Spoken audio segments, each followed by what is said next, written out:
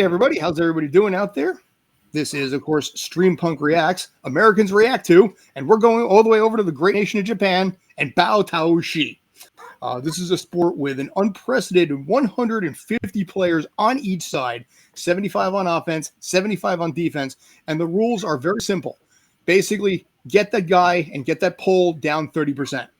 This is right now video of both sides simultaneously happening, so it's pretty simple. You know, you have your group of attackers, you have your group of defenders, you have your group whose job it is to hit into the defense and have people climb over you so they can get up top. As you can see from this, it is an unbridled, unmitigated melee. You will occasionally lose your shirts as well. And give me some thoughts, gentlemen. JD, we'll start with you. You're up top. This also seems like the kind of sport that, like, however many centuries ago this is from, this, like, somebody lost a head during this. Probably. Yeah. Some people are already losing shirts, as you can see. Gentlemen, How about the rest of you guys? Kill the man with the ball becomes kill the man with the stick. King of the mountain. It's a little. This looks like a playground game. That'd be fantastic in the 1980s, but by 1993 it would have been outlawed. This is something that Squid Game would make into deadly. No, this is like the game where, not deadly enough. This would have been like one of the first games that they thought of, and they were like, that's not deadly enough. They started off with Assassin, Red Rover. That was the first game. I mean, if you add fire to this, it could easily have similar results if you wanted to go that route. So, just saying. All right, forget Squid Games, back to the game. So there is two teams of 150, 75 attacking 75 on each side of the field, I guess. And then whichever team gets the pole and the guy down 30% first is the winning team. Correct. And you have 2 minutes to do it. If neither team does it in 2 minutes, they continue to start over again from scratch until somebody eventually is the winner. You know what this reminds me of? Quidditch. Because honestly, that one guy on top is like the seeker. I mean, just one guy who has a really hard job and everybody else pounding each other.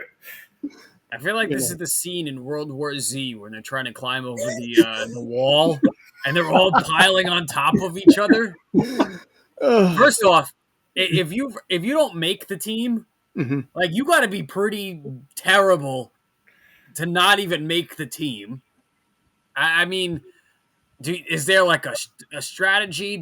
Hey, you 10 guys, you focus on this. You 15 guys, focus on this. I mean, what is it? Just all as soon as a gong goes, it's all. There are responsibilities. So on offense, are there rules? Are there rules? On offense, you have three groups. You have your chargers, your scrum, and your attackers. The chargers are the ones that charge directly at the pole. The scrum are basically the guys that plow into the defense. And then the attackers are their job is to climb on top of the scrum guys and get the pole itself. On defense, you got four: interference, pole support, circle, and the dude sitting on top. So basically rugby, but even more violent. Oh boy, yeah.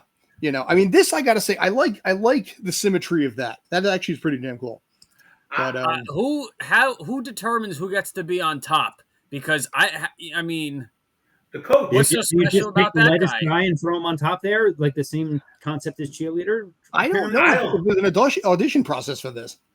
I mean, I'm going to. I mean, we'll get to some distinct grades later, but I am seeing some tactical insight in like how you're doing this and what you're thinking of and how you're trying to. I mean, it looks more like organized mayhem than I think we're trying to give it credit for, guys. These guys, I think, have plans and have designs. My personal strategy is the hell with everybody else. I'm just going to go underneath everybody through their legs and just try and lift up everybody. Just get like everybody off their feet. And I think we should do this collectively. Everybody just go underneath, lift up, and knock the guy over. Easy peasy, lemon squeezy. Did you not see the Battle of the Bastards in Game of Thrones? That was Jon Snow's thing. He almost crushed him to death. We can hit the bar for mojitos afterwards. Let's get out of here quick. Yeah, let's go underneath. Sorry. Gentlemen, we good? Okay, now it's grading time. As always, with this, we break these down by 5 different categories: oddity, obscurity, playability, watchability, and of course, as always, badassery. Scale is from 1 to 10 on here, so we're going to break them down. JD, let me start with you. Let me get your 5. Let's start with oddity first. Okay, oddity. I'm going to give this an 8. Mhm. It's it definitely catches my interest, but I've seen it before. It's a variation of things I've seen before, which is why for obscurity, I'll give it a 5. Mhm. This is definitely, this looks kind of Squid Games or Game of Thrones ish. Mhm. Just picture a dragon flying above, breathing fire on everything, and that's basically a Game of Thrones battle scene. So this isn't really that far out of the realm of drama show feasibility, let's say. All right. So playability of 4 for Mhm. similar reasons, because it's tough to do that kind of stuff. Like much like in American football, the worst things happen on the bottom of that pile. Mhm. Like So when Brandon was talking about going underneath, crawling under there, and coming up, oh yeah, the worst as you get thing trampled to shit on that. yeah, grabbing whatever you can to try and like that one scene in Matrix Reloaded when Neo just like blasts like 12 Smiths off him. Yeah, but that's we're not Neo, and those are Smiths. You know what I mean? Yes. Yeah. Watchability is a 7. For the same reason. For to go back to the other big shows that kind of reminded me of. Like those are watchable. Like I can dig that for a bit. Badassery a 9. Because in order to survive all that, especially if you're the happen to be the flyer in the top of that stick, you really need some thick. You really need to hit leg day every day. The thick thighs in order to hold on to that stick while there's all those people trying to get you off of that for straight dear life. Yeah. Obie. All right, so I got an oddity of an 8. I just was a weird kind of thing. I know we talked about not Brandon, JD mentioned, I mentioned, even Brandon mentioned some games, like some playground games that reminded me of, but it was a crazy combination of them. Like some kindergartner on acid made that thing up. I don't know. And for that same reason, I'm going to go with obscurity also of it's just a combination of a bunch of weird things, and I've never seen it before.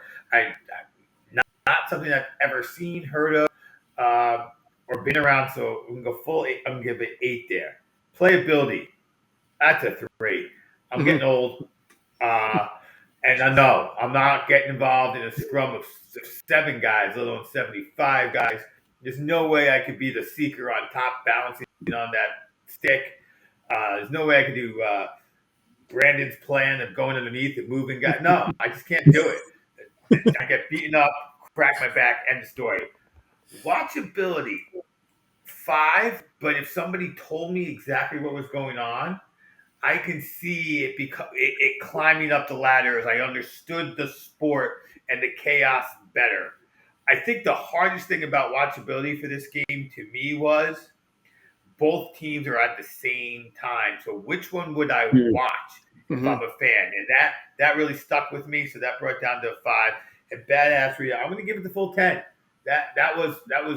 I know we've had some things with fire, and that's probably the only reason it shouldn't be a 10. But in terms of You feel generous.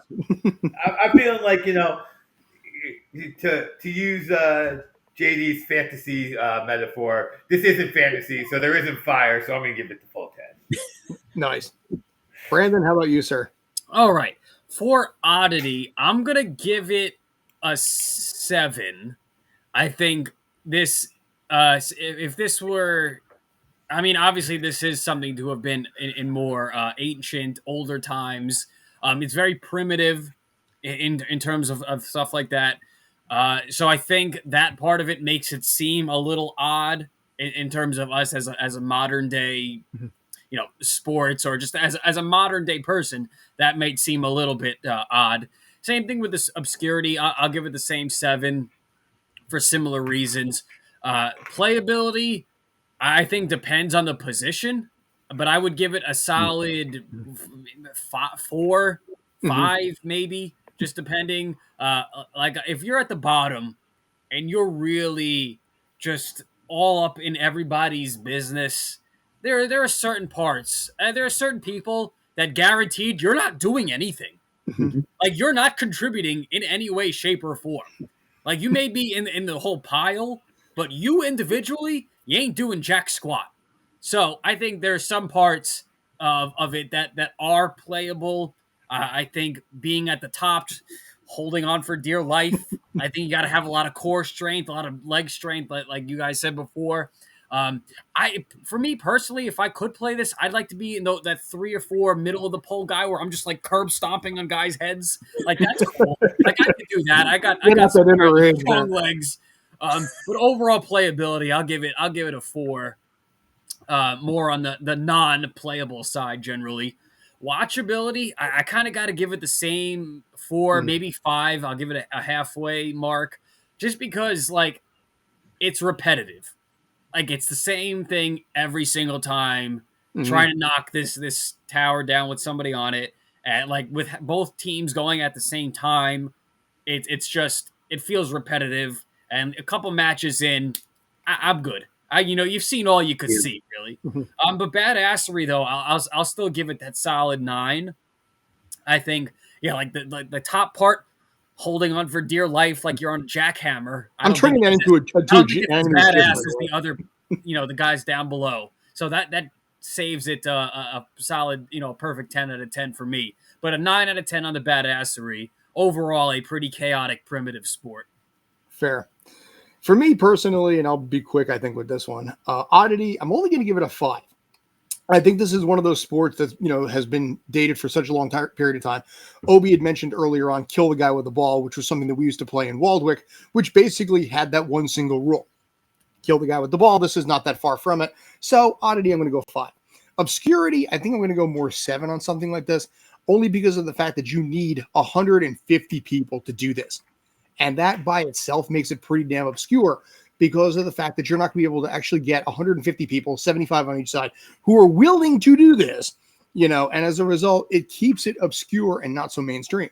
Playability, unfortunately, in this case, I'm going to have to give it a 3, both because of the fact that I'm almost 47 years old. I have herniated discs on occasion, and I am frankly too much of a chicken shit to do this. And again, additionally, you need 75 people on each side colliding into each other. That makes it a little tougher. Watchability, I think I'll give it a 7. I think this is one of those sports that if you watch it on YouTube or watch it on TV, it loses a hell of a lot. But if you sit there and you watch something like this live, and especially if you know some of the people that are doing it, I think you can really, really get hooked into this. One of you guys, I think maybe it was Obie, talked about the fact that because it happens simultaneously, you're kind of doing one of these and seeing where your side is versus how the other team is doing. And then as far as badassery, I got to give it a 9. I think in this case here, this is something that requires a great deal of courage to do.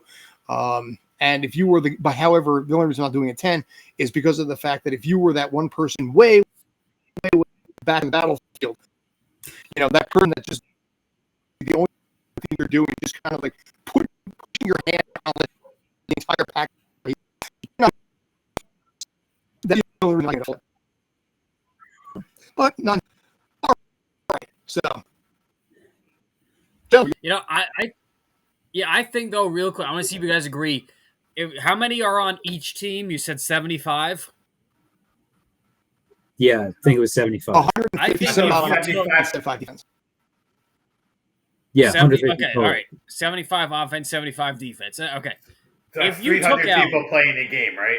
Okay. That's fair.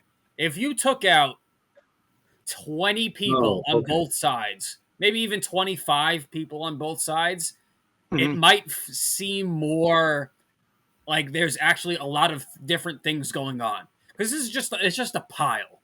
I think if you got some, like I said, there are guys in that pile, you're not doing anything. You're not contributing. Go home. Get some rest. Take care of the kids. You're not doing anything.